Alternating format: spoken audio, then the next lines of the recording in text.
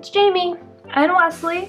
And today we're going to be talking about the J1 Jelly Pack. It's been out for a while, but it's kind of new to us. We've known about it for a little bit, but this is the first time we've actually got a chance to try it. I've been using it for a while now, and I love it. It's $42 at Sephora. It is for normal, oily, combination, dry, and sensitive skin. It's a multitasking anti-aging formula that works as a hydrating morning mask and makeup gripping primer moisturizer. So it's good. So instead of having to do a moisturizer and then put a primer on, you can just use that. It's for firmness and elasticity and dullness and uneven texture.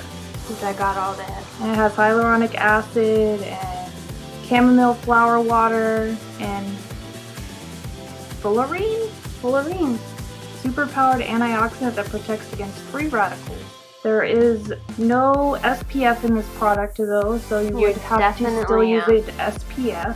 But before we try it out, don't forget to subscribe. We always forget this. This video is good and you learn a few things. Don't forget to hit the like button.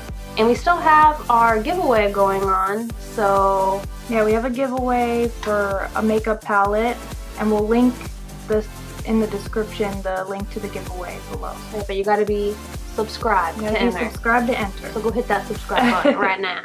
So let's get to it. Let's get to it. Alright, so I've been doing this for a while now, using this, and the directions say to use about 1 to 2 pumps. Kind of looks like a gel. You just want to take a little bit and just like start smoothing it over your skin. It says to allow about 30 seconds, and then once you have it smoothed all over your face, you're going to start tapping it in there. Gently like tapping it all over. And you can kind of tell, like when you put your hand on here, it's like glue.